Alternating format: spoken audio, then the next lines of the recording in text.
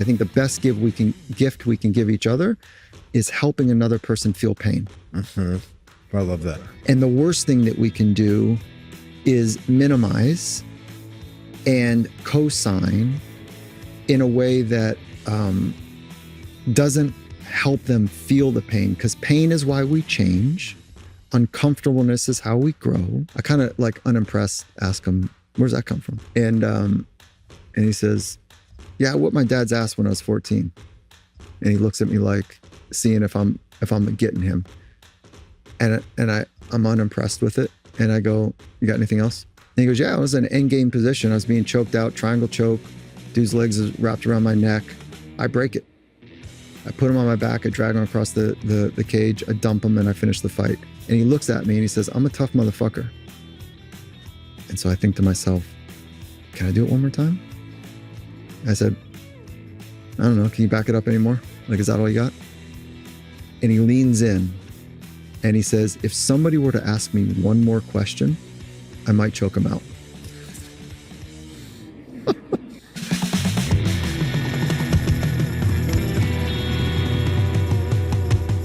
Welcome back to the Seano Show. Oh my, I'm so excited. All right, today's guest is one of the most respected minds in high performance. Dr. Michael Gervais has worked with Olympic athletes, world-class musicians, and elite military operators, not to make them tougher, but to go deeper. His focus is presence, purpose, and mastering the inner game. He's the host of the Finding Mastery podcast, co-founder of Compete to Create, and author of the powerful book, Finding Mastery, How to Perform at Your Best When It Matters Most. Good doctor, welcome to the show. It's an honor to have you here, man. Oh, man. I love your fire. Like, thank you. Brother. What a warm welcome. Thank you so much. Well, real blessing, and thank you. You're a busy man. You made time, and I want to thank our brother Apollo Ono for having us on. Yeah. I mean, Apollo is so special. And when Apollo calls, I listen. Yeah. He's the best in the world for a reason. Okay. So, oh boy, how about, I don't know your backstory. Tell me, where'd you come from? What happened? Then how'd you enter this crazy field? When'd you get the calling? Yeah. Okay, so I'm classically trained as a psychologist with a specialization in sport and performance and a subspecialty in high stakes environments. And how did I come to be, into this field? I needed it. I needed somebody like me when I was younger, but I didn't know anyone like me. And so my folks dropped out in the early 70s. They wanted to get out of the rat race, out of the city. And they bought a small house in Virginia on a farm. And when I say farm, I say that loosely. It was dirt roads, no streetlights.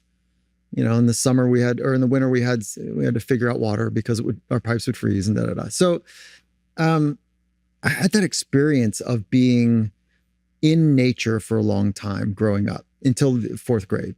And my parents are laissez-faire parenting. So they just kind of let Mother Nature's natural consequences be the teacher. And there's pros and cons to that. It's not, this is not something that I would recommend to modern, parenting. And then my dad got a nice, significant offer. It pulled us to the West Coast. So I spent from fourth grade on in California. And I was attracted to things that made sense to me. And it wasn't stick and ball sport because there was parents and adults screaming at kids with man-made rules. I didn't like it. I didn't fit in. I didn't understand it. Even as a young kid, that was your vibe. I didn't get it. Wow. Because the foundation was like, listen to the real teacher, which was Mother Nature. That's a get down, man. Like that segment or that kind of stitching from Mother Nature into suburbia as a fourth grader, as a 9-year-old, that was hard. I didn't fit. So then my parents had this brilliant model, which is they thought, let's move every 4.5 years. So in the middle of, school, if you will. And so I moved a bunch, had to figure out transitions, had to figure out how to socially fit. And I needed to find a way for me to be tuned to what mattered most, which is like the ultimate teacher, which is nature. So I found surfing, motocross, and skateboarding were kind of great teachers for me. Wow. And then were you a happy kid? Yeah, I was pretty happy. I think I was intense. Dad dad was a functioning alcoholic, drug addict. Mom was codependent. And so, I didn't know what the truth was. And that's why Mother Nature was so important to me. So I had to figure out how to figure it out. And in high school, wasn't stimulated properly, surfed more than I went to school probably. The dean of discipline and academics pulled my girlfriend at the time, now wife, aside and said, what's a nice girl like you dating Gervais? And so I needed help. And I found a mentor, or a mentor found me at a young age. And he was a drug and alcohol counselor. Really? And so, yeah, he saw right into me, dude. And so, Gary de Blasio, what's up? And he saw right into me by asking questions that my body would heat up when I was thinking about being honest or not. And I thought, well, what is this? What was one of the questions he asked you? Shit, I don't know. I mean, it was this was around the war when I first met him. And they were thinking about opening the draft back up. Which war was that? It was 1988, 90, 91, somewhere in that range. I can't even remember the war, the name of it, Gulf War maybe. And how you doing, Mike? It was that type of, but he meant not, hey, how you doing? Don't really give me the answer, but how are you doing? And just the way that he held himself, he's classically trained, but his influence is from Native American traditions. So classically trained with wisdom teaching. And there was just nowhere to really go. He saw you. Yeah. I could have answered whatever I wanted, but I didn't felt like I had that option. So I answered honestly, and my body would heat up and I'd feel flush in my face. And so we just built this relationship over time, and he helped me navigate some of the trickier parts of my adolescence. And so, how long were you with him? Still today. Wow. Yeah. So call it, my first met I was probably 17, and I'm 53 now. Oh, I love that, man. Yeah. I feel so lucky. I don't know how mentorship happens. I don't know, I can kind of walk back to how I met him. But all of the confluence of things that had to happen for he and I to meet is, I don't know, random. Mm-hmm. Maybe I would say that, but man, I hope your community can feel in their lives the power of somebody really seeing them. And it can come in a lot of ways. It can come from a partner, somebody like yourself. It can come in a lot of forms. So you went to school? Yeah. So I had this conversation. It was Southern California.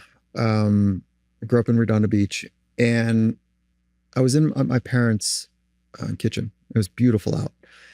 And it was probably about 2 to 3 o'clock in the afternoon. And my parents pulled me aside. It was my mom. And she said, Mike, we tried.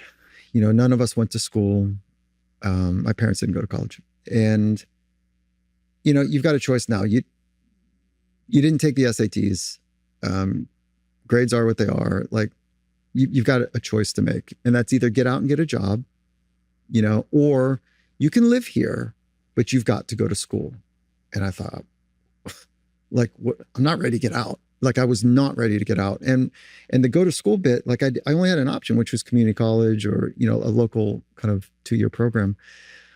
And I knew that I could go to school and hustle my game through, by surfing and not really going to school. And so I thought I was just going to postpone adulthood by telling them I'd go to school, live in the house, and just kind of wing it for a couple of years, but not really go to school.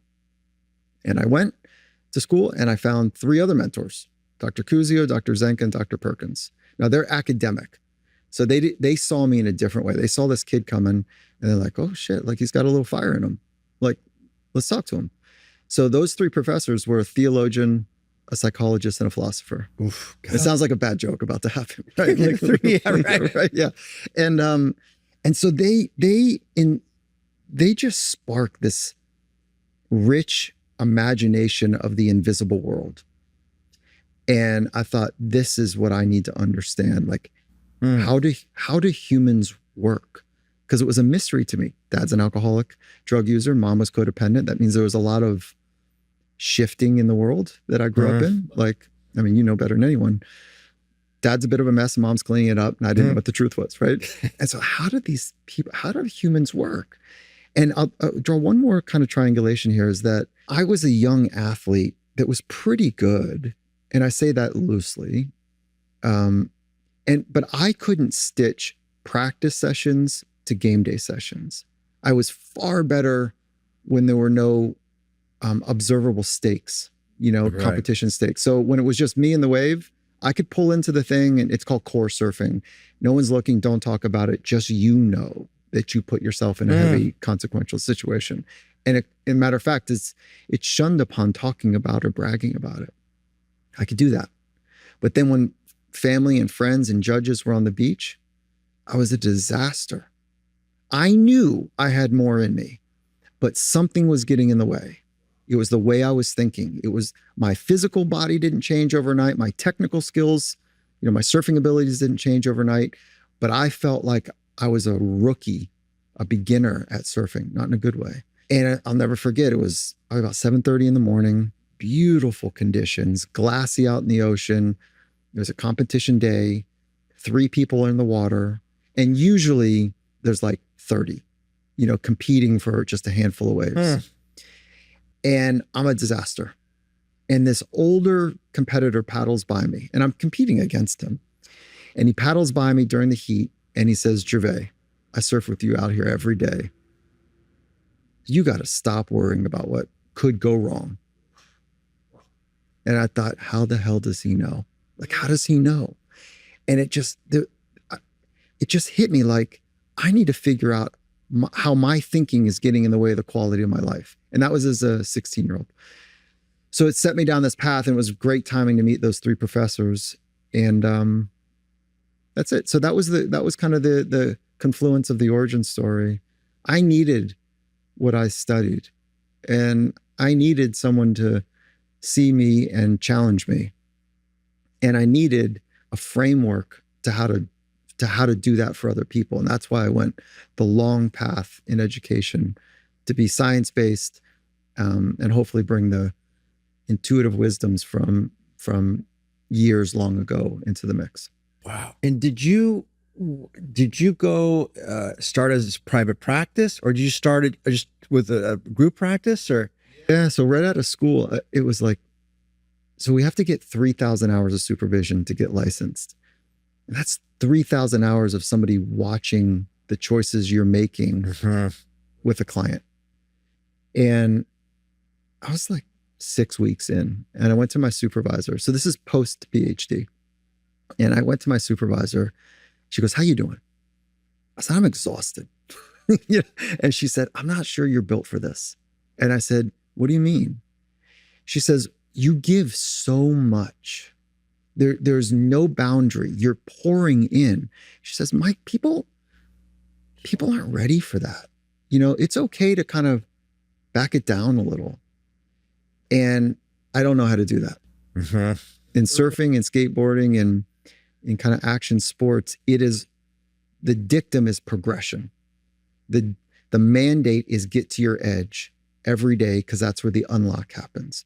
And if you're not getting right to that magical edge that is radically uncomfortable, where you don't know how it's going to go, but you can find some sort of way to embrace yourself, to be fully present, you'll find the unlock. And that's how progression takes place. And so that's what I was doing in one-on-ones. And for the most part, I wasn't met with it. And so I was giving more than they were. And I felt like I was on a fast path to burning out. And I did my 3,000 hours. I kind of tried to figure out how to navigate that. And fast forwarding now, 25 years later, I have 1 client a month. Yeah, what? 1 client a month. For how long?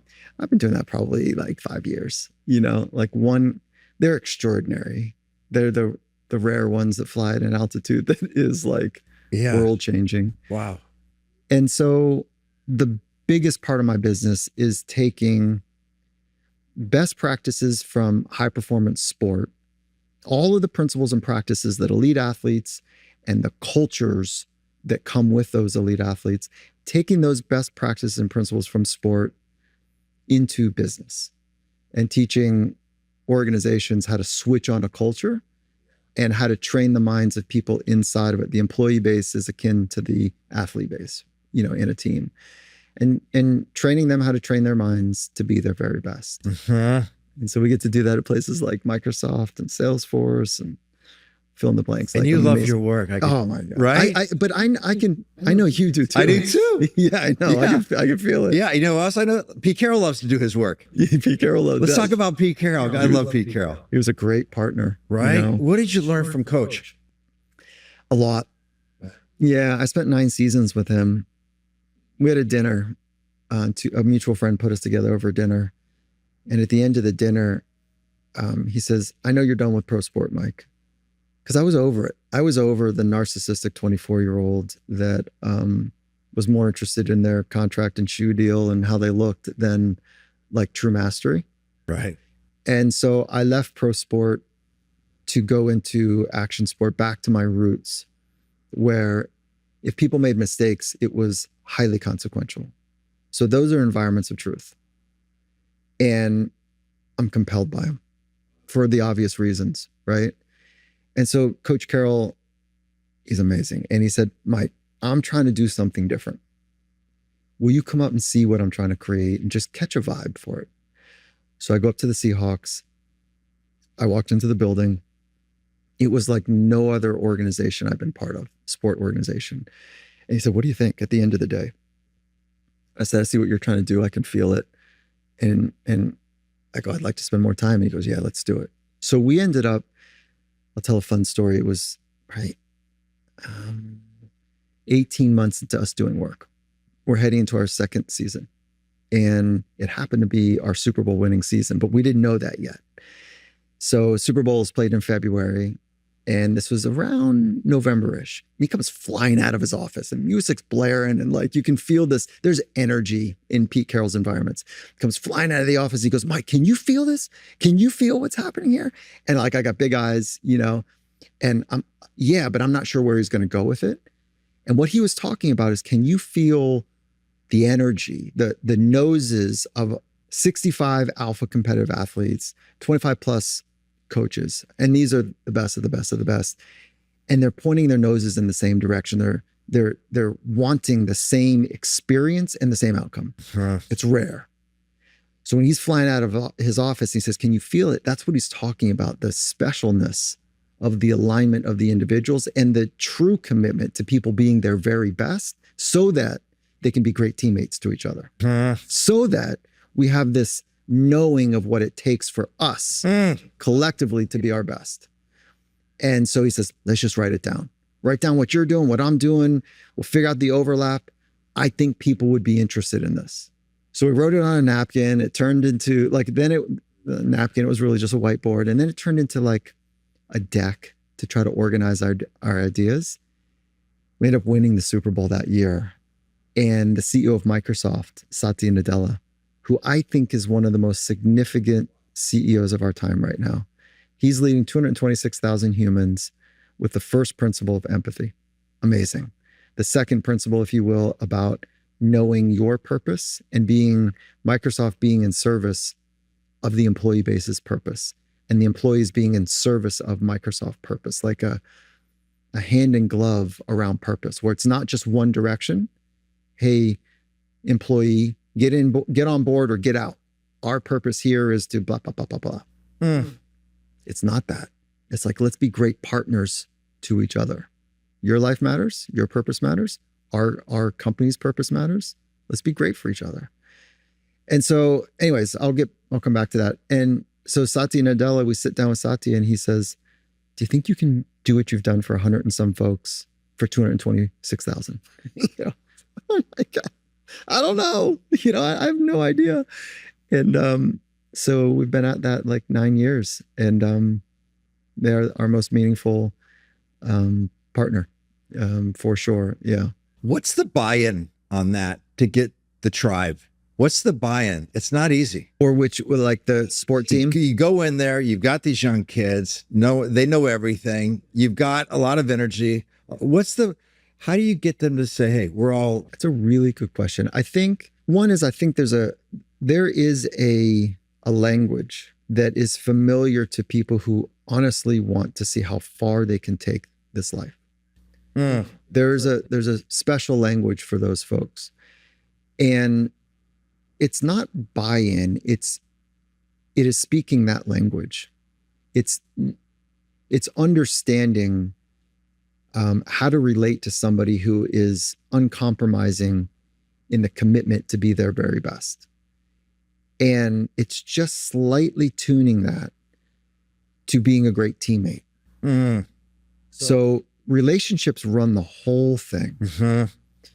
It's through our relationship with ourselves, with other people, with Mother Nature, with experience itself. It's the relationships that run the whole thing. So it's a slight tuning to have a deeper, more powerful relationship with yourself, so that you can have a deeper, more powerful relationship with others, to support them and challenge them. And it has to go in that order: support, then challenge. And the buy-in typically happens when you have to first know the language. And then secondly is you need some sort of air cover. Yeah. So yeah, they need to look to one of their elders or one of their mentors to like give them the nod. Yeah, like yeah, this is the real thing. So that's harder to get. And that can either come from outside the building or it can come from inside the building. For example, if the quarterback happens to be the best athlete and a great communicator, and the quarterback says, "Hey, everybody, I think that this supplement is like, it's the one I'm using," or "this mindset practice is like legit," or "this football is the one that we should all be thinking about, like it's got a better," or like they have influence. So there's a couple of things I mentioned. They have to be talented and be good communicators. And that's air cover from inside the building. And then air cover from outside the building is like, what's the movie when, the introduction is like, he's a friend of ours. Yeah. Right. Good. He's a good fellow. Donnie Brasco. Oh yeah, that's right. He's a friend of ours versus he's a friend of mine. And so if you get the nod, like he's a friend of ours from outside the building. So a world's great from outside the building that knows the language of mastery. And they vouch. Then, so you need some sort of air cover. And then one more variable is that leadership from like a coaching staff or leaders in the senior leadership team, let's say in a business, there's a different form of air cover that they create, which is they need to demonstrate somehow that they are doing the internal work too. There's only 3 things we can train as humans. We can train our craft, our body, and our mind. And so most conversations are in sport about craft and body. Most conversations in business are about craft, be better technically, solve strategic problems, if you will. And the special organizations in sport focus on training craft, body, and mind. So leadership needs to say, oh yeah, here we're training the mind. And I'm doing the same thing because I want to be my best, no stone unturned, let's get with it. And when you walk in this door, it's on. We're training craft, body, and mind in a world-class way. Get with it. So there's like this mandate from leadership that they're walking the talk. And then you need someone in the building that says, I understand this. I'm in with it. Let's go. And you need somebody outside the building to vouch. That's usually how it goes. Okay. That's so good, man. Probably my favorite show on your podcast is with Steve Kerr. I'm an NBA legend and NBA legendary coach. And I want to add to your, I think you tell me, and I think I'm pretty confident why you're so successful as well. Coach Kerr talks about what was about Phil Jackson, what was about Popovich, right? They loved their players. They actually really gave a fuck. They really cared about them in a very specific way. And that's something can we talk about that? Yeah. Why love is so important? Yeah. Like actually caring about somebody. Yeah. And really showing up for them in maybe a way they've never showed up because you're actually seeing them maybe for the first time. That's right. You understand this, I don't do. You? Yeah. I want to go that narrative just to give me a little context. When was the first time it happened for you? Do you remember? Oh, sure. It was the first time I had a therapist, Jim Dunnigan. I did some crazy thing and he just made me laugh. Instead of shaming me, like a lot of people, there's a sign on the door. I don't know if you saw it, no shame allowed. Yeah, that's it. And he made it okay to be goofy and fucked up and shit my pants, but he saw me that I was beautiful, and he saw something in me that I couldn't see in myself. So he really loved me until I could love myself. So when we talk about caring, you got to have your stuff together to care about another person. You know, like if you're an addict, you can't really care about someone else because you're on the struggle bus. Like you're trying to keep your head above water. You're trying to figure out how to get your needs met. And if you've got some sort of mental or psychological, emotional, disordered way of working with the world, like there's so much turmoil or pain, it's not the same type of deep care you and I are talking about. And when you've got your stuff, and I'm not saying buttoned up together like you're a wise person, but when you can float in the river of life with some buoyancy, and you're not overwhelmed by the rapids of life. Like, you got a dinghy, you got an oar, you've got some of those wings that we all floated with kids around your arms. Like you can take care of yourself in a certain way that you can also have the available resources to really see and care for another person. But if you're overstressed and under-recovered, if you are overstressed and underskilled psychologically and emotionally, your needs and your survival dictum are paramount. And I was with my son and a couple friends skiing 2 weeks ago, and we're on the chairlift, and it's cooking along. It's all fine. We're at a nice altitude. Like, it's one of those moments where it's kind of tall, you know, the distance from the ground in the chair, and then a abrupt halt. Boom. So the chair kind of gets that swing motion and stops. If you've been skiing for a long time, you're kind of used to it. But one of the kids hit the panic button and grabbed the bar like quickly.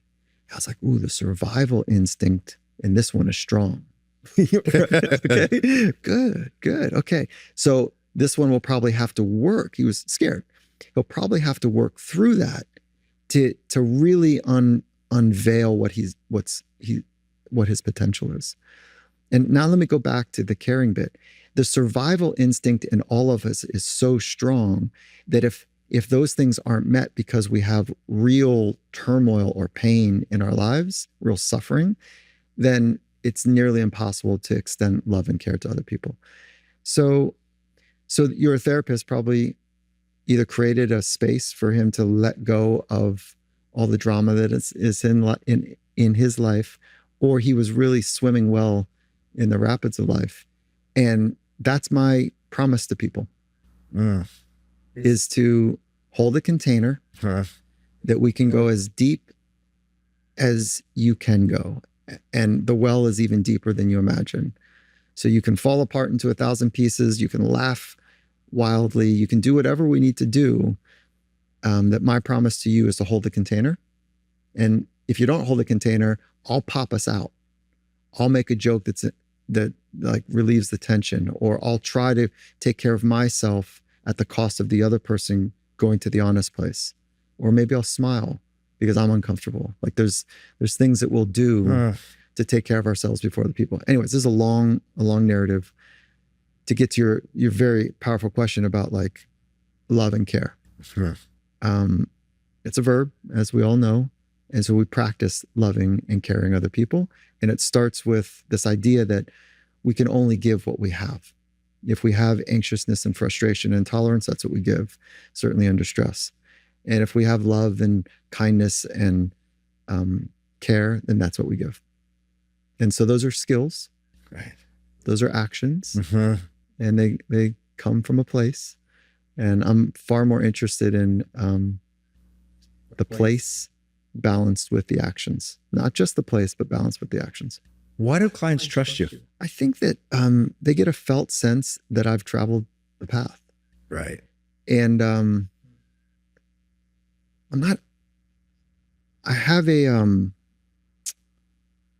not built for like the bullshit. I don't have a tolerance for small talk and surface conversations. I feel like there's kind of a race to get to the truth because I missed so much of it for so long. Yeah. And I think they trust me because they have a sense that I've gone to the frontier, scared myself a lot, I understand suffering, and I've come back with some things that have worked both in the laboratory and on the frontier. You know, some ways of seeing and helping other people. And not everyone does, trust me. I remind them of the uncle that they couldn't stand. Right. You know, there's that embedded kind of subconscious stuff in there. And that's okay. I just want to get to the truth of it so that I can help them find somebody. Right on. So that I'm not playing this shadow game like, let's try to make this work when it's really not working. So that non-conscious bias stuff I try to bring forward to who do I remind you of? Right. You know, and there's a lot of jokes embedded in that, but like, no, really, who do I remind you of? And people say, oh man, there's this coach that like just saw right into me. I feel that here. Or, you know, I don't know, like you remind me of that person that like thought I was never good enough. And so then all right, let's go. You want to go there? Let's go there. I want to go there. You know, so I hope that answers your question. You answered it perfectly. What's your experience working with addicts? What have you seen? They're the best manipulators on the planet. Yeah, I have a heartfelt softness for the suffering that comes with it, and I have an intolerance for the bullshit that is wrapped and shrouded in it. So when you're ready to work, I'm ready to work, you know? And so for me, it's about the work, and I don't care where you are on your journey, no, whatever. But when you want to work, I'd love to do that work with you. They are some of my most favorite people because I think you would recognize that truth talk bit. You can get to the truth and you get to the honesty of the suffering. You come through it in a radically powerful way. And they are some of my most favorite people. What's some of the best advice you've given them? What do you see that tracks with addicts? The tracks? What do you mean? Help them wake up, help them shift consciousness, help them have a different narrative. What's two things on that? One is, I don't think that advice giving works. So yeah, I'll start there. And then the second piece like that I think helps is unconditional positive regard that they hold the answers, that it's inside of them. And it's messy and it's clouded and it's unclear. My job is to hold a mirror up to distill all of the fog, the smoke, the liquids that are getting in the way of the clarity. So I just hold a mirror up. And it's what my mentor first did for me. And it's really uncomfortable. It's hard. I want to hide. And then when you're with somebody who's really skilled, they just see you and don't let you hide. The most magical experience I've had in the intimacy of deep work is the psychologist across from me felt both like a lion that would be the most amazing kind of protector and a lion that had the gnarliest claws and teeth. It was both. And they could flex either way. And I was both vulnerable and strong, and they were both vulnerable and strong to honor the complexity and the power of trying to get to something that is fucking hard to get to.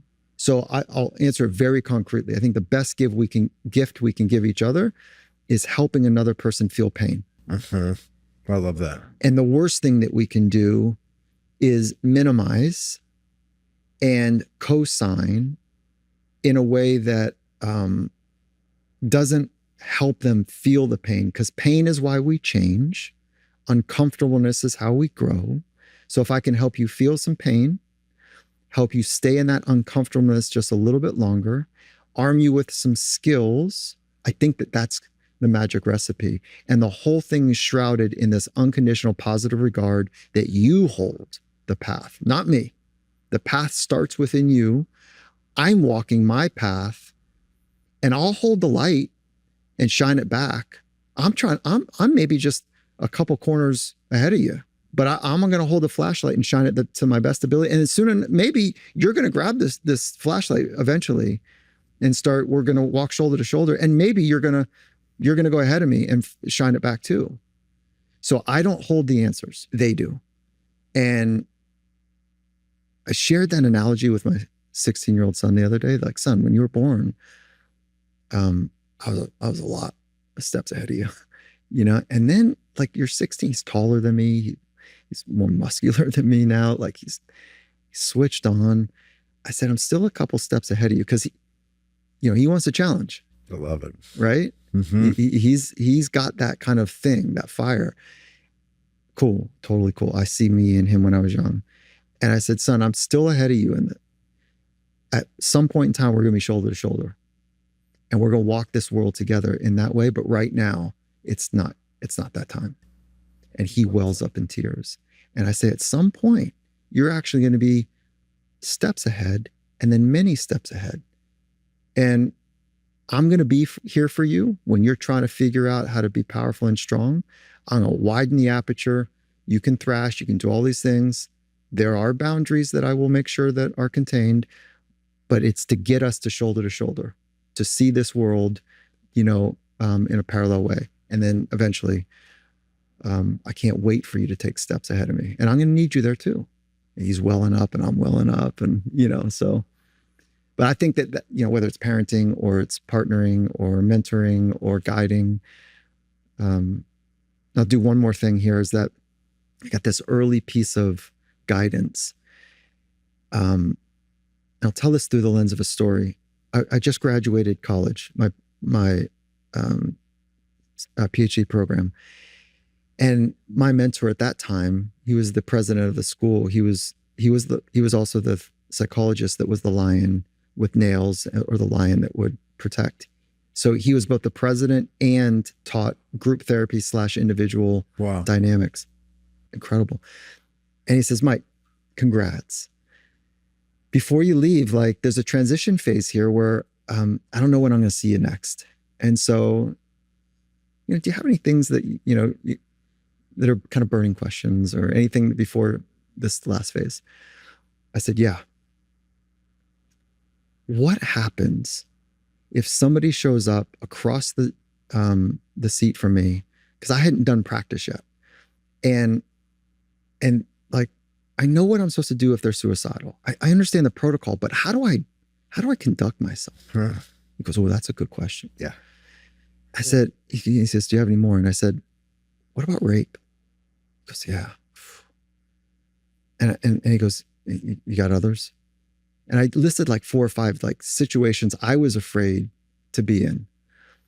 And he said, Mike, I don't have your answers, but everything you need to understand yourself is going to be in the chair across from you. I go, what? And he says, oh yeah, they're going to teach you. You don't have their answers. You're going to hopefully help open the aperture, unconditional positive regard, support them and challenge them only like you know how. And they're going to teach you about how to become better yourself. And you're going to teach them in some respects what that means to model it. Be vulnerable, be in it with them. You don't have their answers. And I've said that like 10 times. You don't have their answers. Unconditional positive regard for the other person. So that's kind of, again, a long way of answering something I think is maybe more profound than I could get into simple language. Yeah. Let's talk. I love that conversation you had with your son. I don't think your dad was having that conversation with you, was he? No, my dad didn't know how. I'm very big on ending generational trauma. Yeah, me too. It's probably, besides my sobriety, thing I'm most proud of. Yeah. In what way? Well, my son's 21. I was in prison at 21. My son is doing great things in the world, traveling around doing great things. He's had nothing but master classes growing up with me. Yeah. So I taught him a few of what things. To do and what not to do. Yeah, exactly. Yeah. And boundaries and different things. And he's safe in the world. I'm not worried about him right now. Yeah. And that means the world to me. So I can tell you're a great father. You work with you teach people to be great fathers. What advice do you have, ending generational trauma and having a different relationship with our children? Yeah. I think we have to sit with the pain of it and be honest about, what we learned before we were verbal. And there's a DNA genetic component to trauma. There's a nonverbal, pre-verbal experience of trauma. So it can escape words. And there's so much rich information that is happening genetically and pre-verbally that I just say it's important to go and understand that stuff. And then at some point, like, I don't know, this is the rite of passage for adulthood. How are you going to be in this small amount of time that we have on this spinning rock, that in this body? I don't know how I got to this body, into this made up language. Like, it's crazy. It's like absolutely flipping bonkers what we're doing here. And so it's like this rite of passage. How do you want to do your life? And if you can't answer the question, like, how are you going to be a contributor to the larger ecosystem? I think you're just a taker. And so why would we take? Because we're in pain, because we're struggling, because we need that survival thing is real, and we need to feel like we're going to be okay. And so how would I guide people is like, got to get quiet, got to get honest. Some people do it journaling, some people do it meditation, some people do it with conversations with wise people. If you do some combination of two of those three, I think you're on the path. You've said a lot of great things, but I'm going to tell you a couple that I love, and I've been so excited to talk to you about this. This is one of my favorite things that you said. If you don't know what you stand for, the world will define it for you. It will. This world's not designed for you and me to thrive. Yeah, man. There's no like, it's not designed for high performance, for well-being, for mastery. It's designed to regress to the mean. And your brain is regress to the mean, which is like, I think most people are struggling. You think about thriving, suffering, and then in the middle of struggling. I don't think most people I know are not thriving. Most people I know are suffering and struggling. And it's not designed for you to be great. So if you don't know what you stand for, your brain will win. Your brain's dictum is safety, and safety means belonging. And in modern times, belonging means approval by others. So this is the brain's game of fitting in is really about safety. And if we don't examine it, we are wildly craving acceptance, head nods, and verbal kind of like, yeah, you're good. And we're wildly fearing rejection. So much so that it informs the car we drive, the watch we have, we don't have, the bike we buy, we don't bike, the job title, it forms so much. And if we're not clear, I studied the greats, both from a scientific investigation and on the frontier. They know what they stand for. If Gandhi walked in this room, you know what we're talking about. Mother Teresa walks in the room, you know what we're talking about. Michael Jordan walks in the room. Right. You know what we're talking about. Probably it's now about gambling or something else, but, yeah. But they know what matters. The most powerful people, they don't let the external world dictate their internal experience. It works the other way around. They come from a place and then they end up shaping their external world. So if you don't know your purpose, nobody can, by the way, according to research, nobody can give you purpose. It has to be personally important to you. It has to matter to you, be bigger than you, and have some sort of future orientation. Those are the three tent poles for purpose.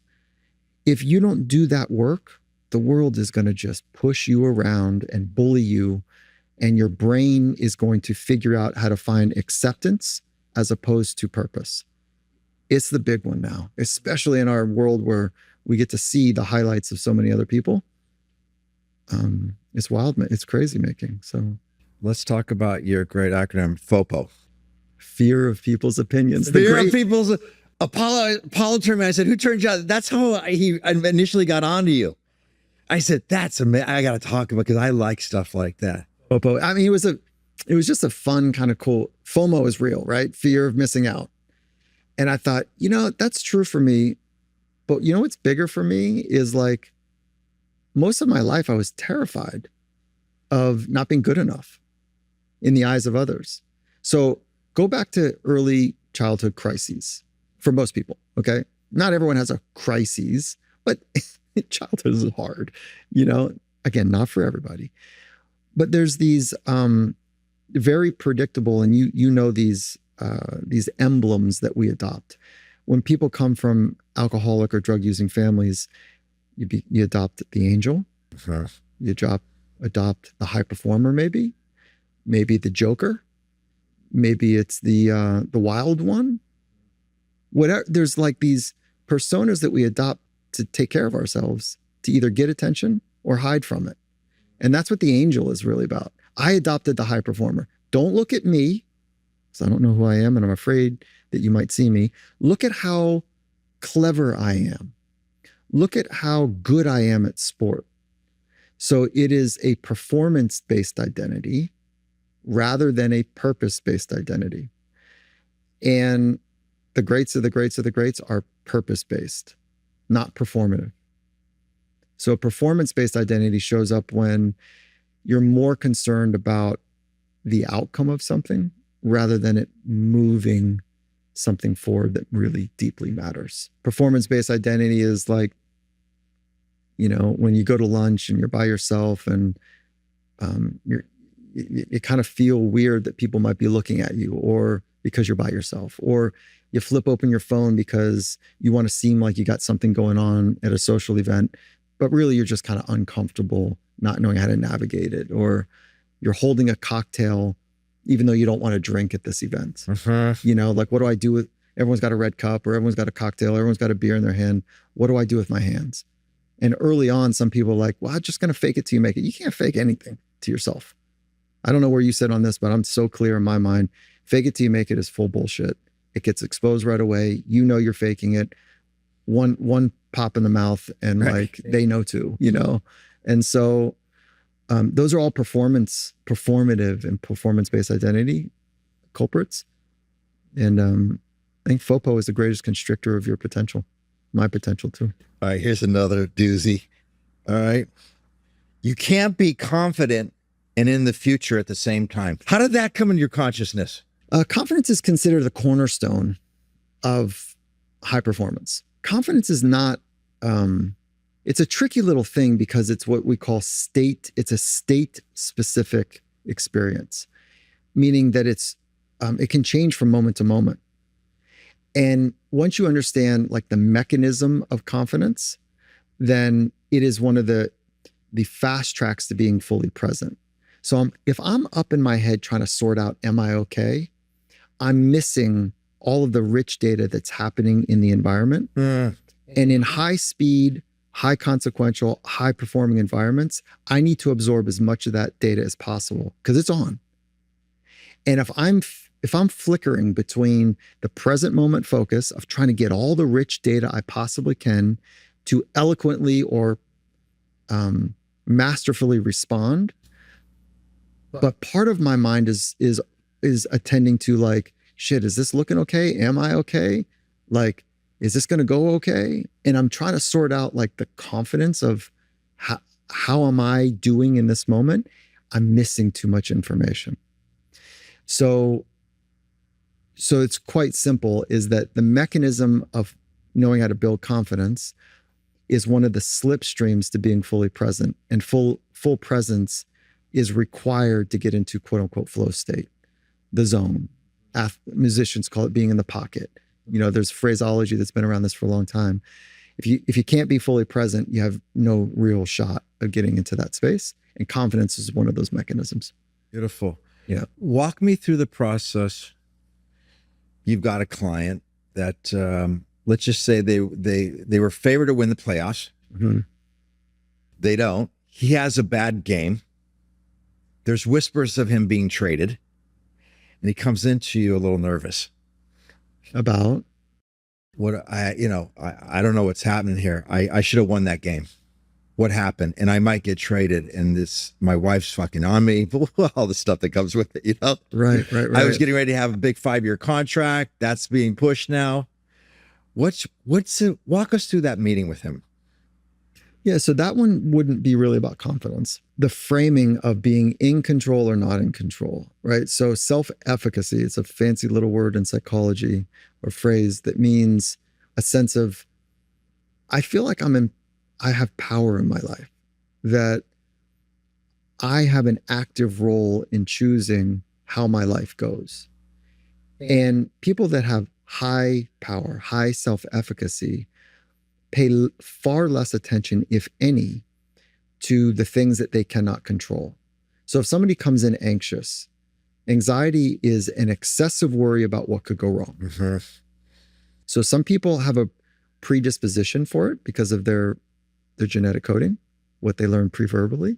And some people have earned it, meaning they're just very practiced at thinking about what could go wrong. They like the movie of the blood and the drama and the guts and the gore of catastrophes. So they like the movies, and they're very practiced at priming those movies. And those movies, I'm talking about imagination. So if you use your imagination to see, call it success, or you can use your imagination to see disaster. We need both. That's cool. But people that are anxious, clinically so, that groove of seeing a disaster is just well greased.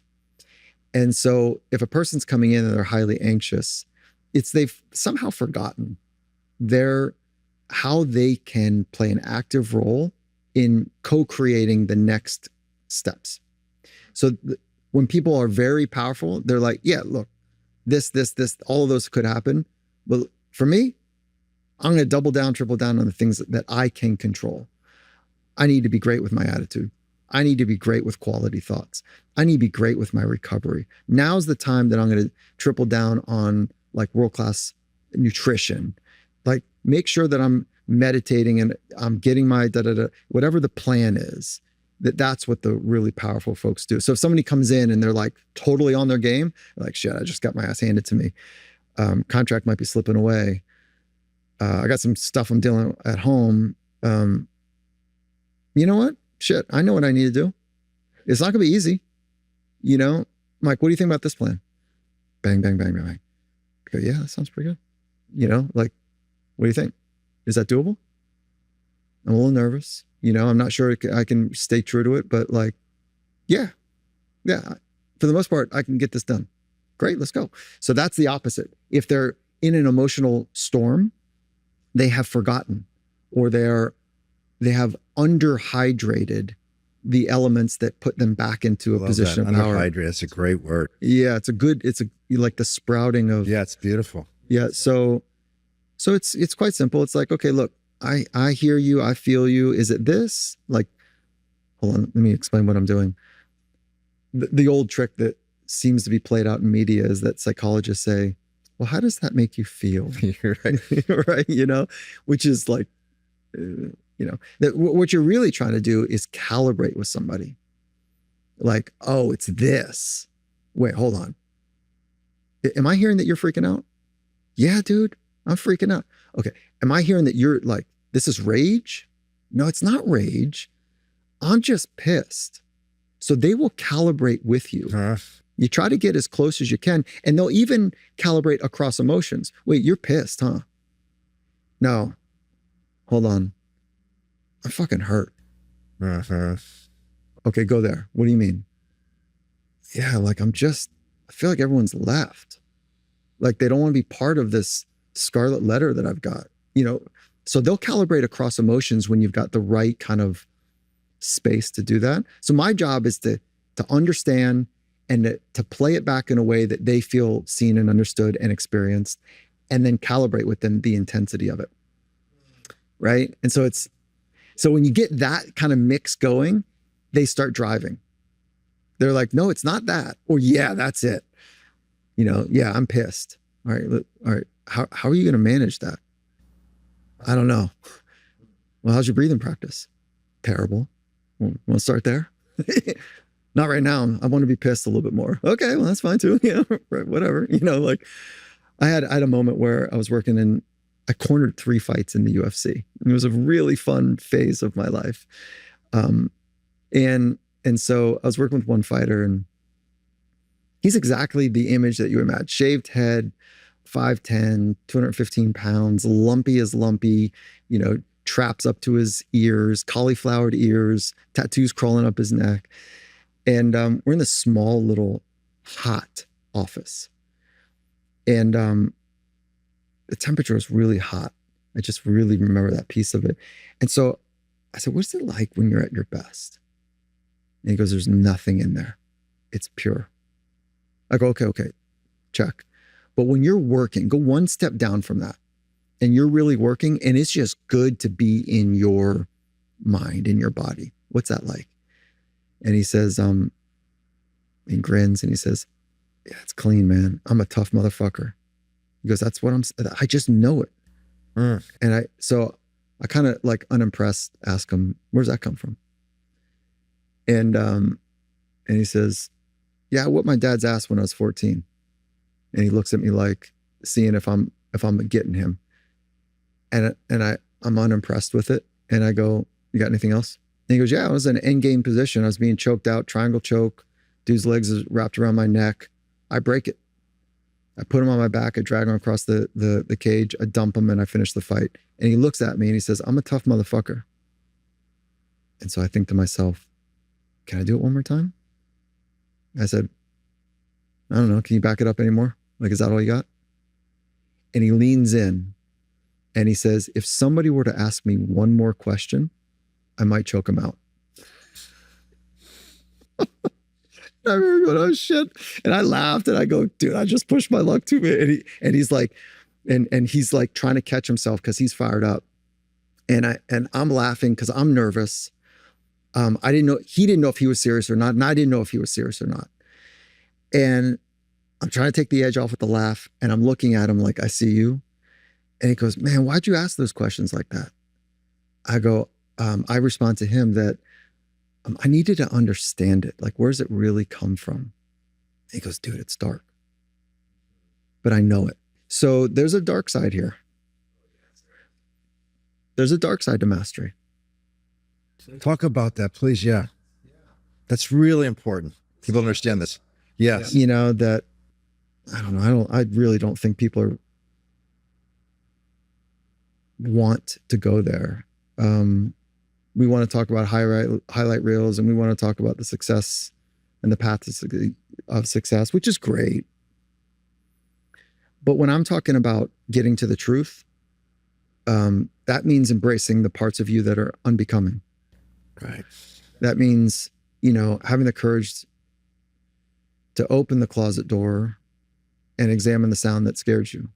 When I was a young kid, on the farm, the house would creak. It was built during the Civil War. And I remember my response. I would get as still and as quiet as I possibly could because I was convinced there was something in the closet.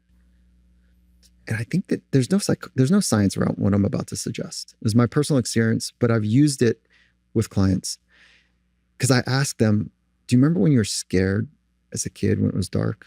Do you have any experience? And they go, yeah. And they bring something up. And I ask, what was your response? What was your natural response? And some say, yeah, fuck that. I didn't like it. I make a lot of sound and I go to the closet. Okay. Someone said, I get under the bed. Or I'd run and get help. Those are kind of the three: no action, quiet, some action of hiding or going to it or getting some help. Those are kind of the typical responses. And I got really quiet because I didn't know who I could trust up. And that's a part of me I need to understand, is that when I get pressed, I go to like, man, I don't know who's in it with me. And I get real quiet and I don't take this action required to face the dragon. And the dark side is like meeting your dragon. Opening the closet door to see, to look at the dark recesses of your own character and to acknowledge that those are true too. To understand your predisposition might be to lie, to shift, to look for approval rather than honesty. We all have them at some level. Is it toxic or not? And if it's toxic, you really got to address it. And if it's not, you're still not going to understand mastery without going through those dark places. And then that's one part of the dark side. The other part is the selfishness that can come on the early part of the walk. And there's a early investment in yourself, which can, unfortunately, this is my hardest part of my life. is that I charismatically convinced other people to go on the journey with me, but my journey was about me. And the pain that I've lived with because of that, and the sacrifices that others have made is like, it's unsettling. And so, I have to be honest with that. How'd you make peace with that? Oh, I don't know if I have. Completely. Yeah. I'm not at peace with it. It's very unsettling for me. And so the way I'm trying to do it is it's to pay back the love, the gifts of time, the gifts of support when I took so much. And I'm trying to figure it out to my best ability, but I still have that selfish predisposition. And I don't want it, but my early life required me to be good at it. I bet. And so it's what I'm trying to do in my life now. And I have to be honest with the pain, because if I'm not, I'll just keep going. I got a motor. And the one that gets me the most is when my loved ones say to me, that hurts. It stops me in my track. Because I'm the cause of that. It stops me in my track. And what I have to sort out is like the balance between giving to this craft I love, giving to the compelling future that I can see, feeding both of those, but never at the compromise of giving deeply to my wife and my son. Mm-hmm. And early in my path, I fed the craft, and I fed my feeling that comes with proficiency and competence and being seen that way, because that was all born out of trauma. I needed you to see how smart and clever and what a high performer I was. And it wasn't until my wife said to me, I'm fucking done with this. And she said, I love you. You're a good human. I think the world is better because of you, but I can't be in this relationship with you. Wow. And so I hit the panic button. I said, no, I'll change. And she says, I've given you too many chances. I said, no, look, I get it now. I get it now. Yeah, right. She said, and she looked at me with full tears in her eyes, love in her heart, and resolve in her words. She said, you have to leave. This is a woman I dated since I was in high school. This is a woman that gave me everything. I was busted as a kid. Violence was my go-to to quell anxiety. Performance and, breaking rules was my way to kind of be seen. And she saw something better, and she stayed with me, and it was awesome. And I fucked up. I blew it. And so the first step to divorce is separation.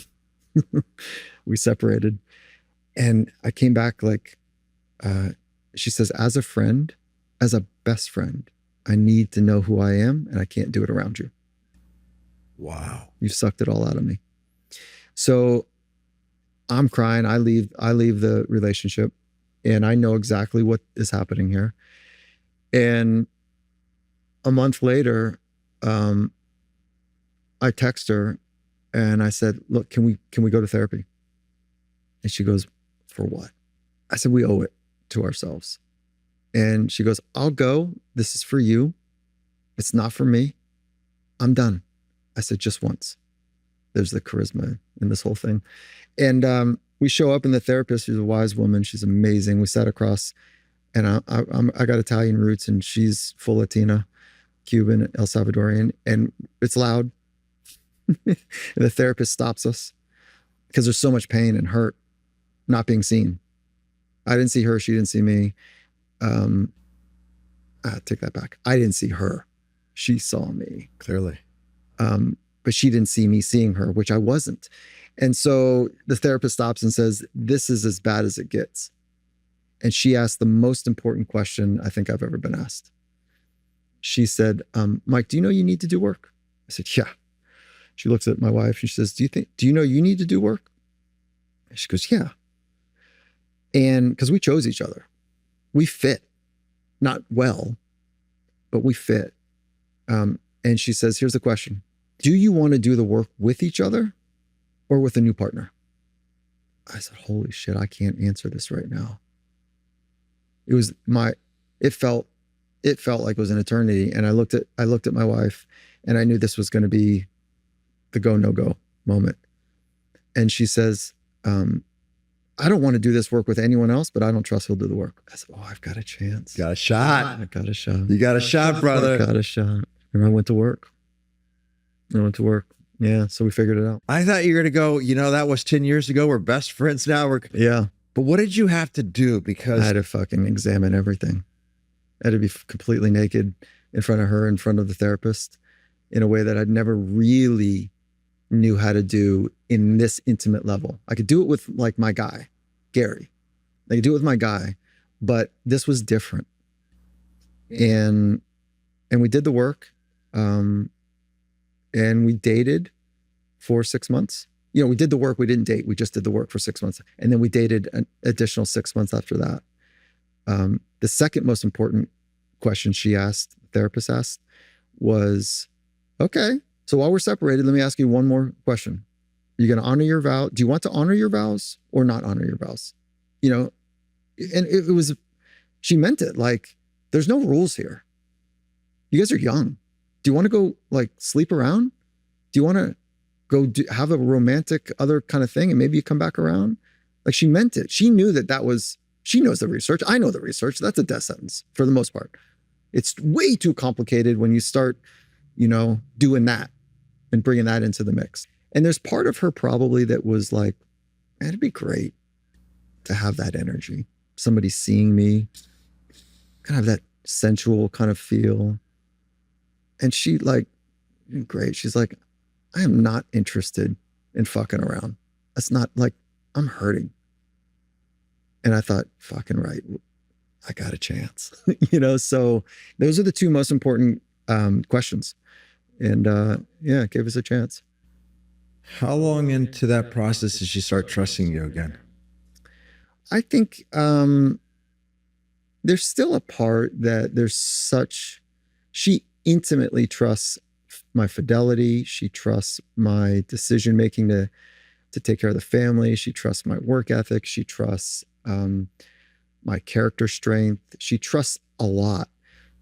But when I'm honest, I think that there's still a turn to screw that does she trust that I will choose her over choosing me? And it's not until I really have enough time under tension, and it's been 10 years, it's not enough time under tension. I've made some mistakes. I'll take the easy path and not confront the truth.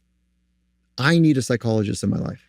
I need a mentor. I need someone that holds me accountable to being the person I want to be. Mm-hmm. And left to my own devices, it's hard. I usually choose something different. It's a great story. Yeah. Thank you for giving me the space to share it. I don't appreciate that. Yeah. I don't talk about it often. And I'm not flushed with the emotion as I'm telling the story, but I wish upon everybody to go through like that gauntlet of getting to the truth. And sometimes I get to be in your role to help people go through it. And sometimes I'm in it.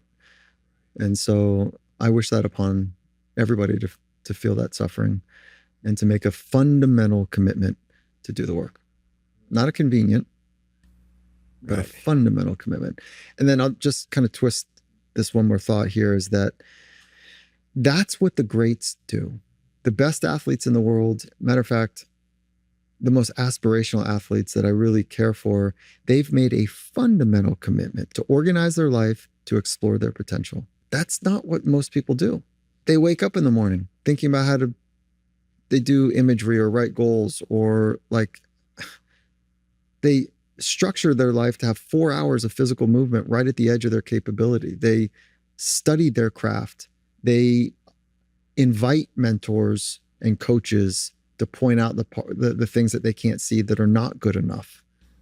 And they do all of it publicly in front of their peers every day at practice with people that are trying to take their job. And to keep your job, you got to get to the edge. And it's at the edge where you make all the mistakes. and they've got to get to the mistake-making edge in front of their peers, in front of their evaluators, their coaches, who decide if they have a job or not, starting time or not, playtime or not, with a bunch of like hyenas or wolves that like are like, yeah, good. I see you making mistakes. I'm not. I'm stepping into your role. So I have tremendous respect for fundamental commitments, and to be your very best requires a fundamental commitment. Sobriety requires a fundamental commitment. So I'm a huge fan of a morning routine. Are you? Yeah. I don't think someone can stay sober and be free. You can be sober and be a dickhead, still not change. But to actually, which a lot of people are. The dry drunks. Yeah, dry drunk. Can you talk about morning routine? Can you talk about, I'm curious what you do. I'm curious, you've worked with so many people. You can graph it. What do you see? I'm going to give you the top thought, and then I'll get down to the concrete nature, is that no structure to break structure, no form to break form. So it's very much a martial art bit here, is that we need a structure, and then at some point we need to break that structure to innovate new. And so I think about that for all routines, is that there's a time for a routine. And when you're uncertain about the proficiency you have of particular skills, maybe it's a skill of gratitude or kindness or love or compassion or honesty, it requires some structure. And when you've got a felt sense of mastery, it doesn't need a structure, but it's good. It's good to have it, So I go structure to break structure, just as that thought, meaning that the rigidity of routines is problematic. So I have routines in my morning, but I'm not rigid, because as soon as I become rigid with it, then I lose track of the purpose of it. So my mornings, they at one point were pretty complex, meaning that I did a wheel of life kind of thing. Like, how do I switch on each vertical of my life? What is a practice to be physically tuned, emotionally tuned, spiritually tuned, psychologically tuned, relationally tuned, financially tuned? Like each of the dimensions, if you will. And I would do something to kind of do that. Now it's too complicated. I don't have that time. So what I do now, it's 90 seconds to 9 minutes, somewhere in that range. On the 90 second, it's 4 key elements. And anyone that wants this, we've packaged it up, and we'll send it in audio or PDF. And it's a cheap way to get you on my mailing list so I can stay in touch with you. But if you go to our website, we'll send it to you. It's findingmastery.com/morning mindset. And I learned this from interviewing best in the world, both on the Finding Mastery podcast and by being in the environment with them. And there's 4 elements that I think are materially important. And it's to switch on a specific part of your brain to help with your psychology, to give you a chance of great behavior. So the brain piece comes first. And the first order of business is one long exhale. Before you tune into the noise of the world, your cell phone, anything, one long exhale begins to send the signal to the brain, I'm in control of this thing. I'm going to choose if we're going to be calm. I choose, because long exhales are paired with safety. When the wildebeest was chasing us, or the warring tribes were after us, and we got away, we did exactly what you're doing now. Long exhale. So one long exhale. Okay. So basically what I'm saying is take a deep breath. And if you want to do 2, 3, 4, 5 of those, awesome. And a long exhale is about 8 seconds. So if you went 4 seconds in, 8 seconds out. If you went 8 seconds in, 8 seconds out, you're setting your brain up to know that you're in control of the whole situation. Okay. One long breath. Step 2, gratitude. It could be one thought, or it could be a handful of them, but it's one at a time, and it's not a check the box. It's a fully embedded experience of something that you are grateful for. It is not a check the box. I'm grateful I got milk in the fridge. I'm grateful I got running water. It's not that experience. It's like really feeling the thing across your entire body. You might get to a place where you like kind of tear up a little bit, like maybe not, but just feel the whole freaking thing. That's designed to wake up another part of your brain. And again, I'll send you this audio file so to walk your community through it. The third is one intention. So use your imagination to see yourself kicking ass in some specific part of your life later. It's what the best in the world do. It's called performance imagery. They use their mind to see themselves being great. Sure. And again, that can be a quick little movie that you run, or it can be something that's kind of more nuanced. I was working with, it was more of a conversation with Rickson Gracie, one of the greatest ever in mixed martial arts, legendary Brazilian, kind of 300 street fights that he won all of them, like a greater than life, very complicated human, but truly a master of fighting. And I asked him about imagery, and he lit up. You mean the most beautiful movie I could see with me starring in it? Oh, I love that. Because yeah, I do it a lot. I was working with the fastest human alive, and I asked him about mental imagery, and he goes, my wife thinks I got a problem. She thinks I have a masturbation problem. I go, what? He says, yeah, because I do mental imagery in the shower, and honestly, I'm doing it. I like the hot steam in the shower on my back, and I'm seeing myself out of the blocks ripping, and I just keep doing it and doing it and doing it, and like, I want to get to my time. I'm trying to time my it's like this beautiful movie, and I'm flying in my movies, and I lose track of time. And my wife thinks I'm in there masturbating. That's right? great. I know. So choose your space, and you know, wisely, right? Okay. So again, one breath, one gratitude, one intention, and then take your sheets off. So all this is done in bed. Take your sheets off. Slide to the edge of your bed and just take a moment to be fully present. Boom. That's it. 90 seconds, 9 minutes, whatever kind of in between. You're just firing up circuitry in your brain, getting your mindset dialed in, so your behaviors will follow. All right. 2 more questions. I'll let you go back to your lovely wife who's been so patient with you. Yeah, brother. What's the most important question we should be asking ourselves? Who am I is kind of the ancient of all of them. And, what am I doing with this time on this planet? I think those are the 2 big ones. The who am I will take you forever to explore. And it's just a worthwhile exploration. It'll get you to the dark recesses. It'll get you to the celebrations of, what are your true gifts. It'll get you past role. It'll get you into substance. And then you got to keep asking the question beyond that, like, who am I really? And am I part of the cosmos? Am I a speck of dust? Am I, what am I is equally as interesting. And then, like, what am I going to do with my time here? What is my purpose? I think if you get those 2 things, if you entertain those 2 and get on the path of discovering those, your output becomes exponentially more powerful. Yeah, inputs and outputs. People are listening to the show that are relapsers. There might be someone listening to the show that is seriously debating taking their life right now. Somebody's wife just left them. Somebody's husband just left them. Money's tight. They lost the Super Bowl. It's all there. What's the message for them, Doc? I lost my uncle to suicide. Earth. The message, there's nothing I can really say to that person right now other than you're in pain. You think the best solution, the most loving solution is to get out of that pain by ending it. I wish my uncle could know how much he's missed and how it haunts me that I didn't help enough. I wish I was better. I could meet him at that pain. So there's destruction on the other end of it that is equally or greater than the destruction that you're feeling. So I have great compassion for all of that pain. So, the great poet Cohen talked about there's a crack in everything, and it's in the crack that the light comes through. You got to find the crack. Yes. Reach out, connect to somebody. I don't want to give you a prescription, but it's a keep fighting. So I'm caught on that part of your question because of just how fucking gnarly it is to deal with on this side of that trauma. But what was the other part of your question?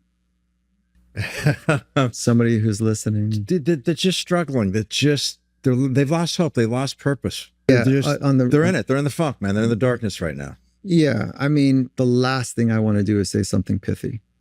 The last thing I want to do is say something that is trite. Because when you feel hopeless, somebody saying there's hope feels like an empty meal. I mean, it's easy to say keep fighting, but when you're tired and you feel like you're a burden and you've let people down and you're a feeler and you feel all of that and you're not treating yourself well, you're saying to yourself, what the fuck have I done? Why am I such a loser? Everyone else has got their shit together. You know, like, I mean, first order of business is like, can you run a couple experiments? Can you be really kind in the way that you speak to yourself for 10 minutes? And if that experiment goes well, and I mean, like, see if you could adopt like this world-class coaching narrative, the way that you've always wanted to be loved, the way you've always wanted to be coached, where somebody is like, you got this. I see you, Sean. Hey, don't give me that shit. Come on now. Stay in it. Come on. Like, hold on. One breath at a time. Maybe that's all we got to do. You know, and you just start coaching yourself in the way that you've always wanted to be coached and loved. Do a 10-minute experiment and then run another 10-minute experiment, then run it back. Stay in the fight. I think that people underestimate what they're capable of. And I've seen it over and over, even the best in the world. I see it over and over again. I'm going to speak right to the listener right now, or viewer. Like, we need you to show us how to be honest with the pain. And we need you to show how others can do the same. And if you haven't touched the depth that you're touching, you can't really teach it.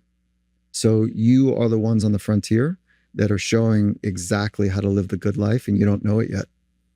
You're feeling all of that pain and it feels overwhelming, but we can't teach, we can't learn from people that don't understand what you own and understand. Keep fighting. So I wish I would have said that to my uncle. It would have been maybe a breath of fresh air for him. He put himself on a train track and he really wanted to die. And I hold him in great regard too. If I lived his life, I'd probably have the same demons. And I didn't. I'm walking a different life. Okay, so the folks that are kind of struggling in other ways, get over yourself. Just fucking keep fighting, you know? And then I say, like, your drama is more important than someone. Be in service of other people. You know, it's one of the best practices, according to science, you know, for a good life is be in service of others. And when we're in pain, we're not doing that well. And so that's what my mentor says to me, at least. So I appreciate you, man. No, thank you, Sean. I really appreciate you coming out here and speaking from your heart. Yeah. It's important. Well, you create the space for it. Yeah. You know, we did our homework on why come here and why with you. And you create the space for it. Why did you come here? Yeah, for that reason is that I don't do many podcasts. I know you don't. Yeah. And the ones I've done, like I hit the ground running hard on like the book launch, First Rule of Mastery. And it was such an empty meal for most questions. I was like, so I took a hiatus for about 18 months. I've only done, I think, 1 or 2 interviews since then. And so I came because you create space. And I wanted to go places I don't really talk about. And I didn't ask you about your traumas, you know, which are interesting to me, but I know you've got them. And so you created space to celebrate the traumas for others. That's the best compliment in the world coming from somebody like yourself. True, no, seriously. Thank you, man. I have a feeling we'll have many more conversations. Yeah, that'd be great. And I'm rooting for you, and I'm rooting for your people. I know you are. Yeah. I know you are. It's a path worth walking. I'm rooting for you too, man. And your wife. Yeah. And your children. Thank you. Big time. Thank you, brother. And I love your smile, man. Yeah, I appreciate it. All right, you. Thank you. The Seano Show is a production of iHeart Podcasts, hosted by me, Seano McFarland, produced by Pod People and 28th Ave. Our lead producer is Keith Cornelick. Our executive producer is Lindsay Hoffman. Marketing lead is Ashley Weaver. Thank you so much for listening. We'll see you next week.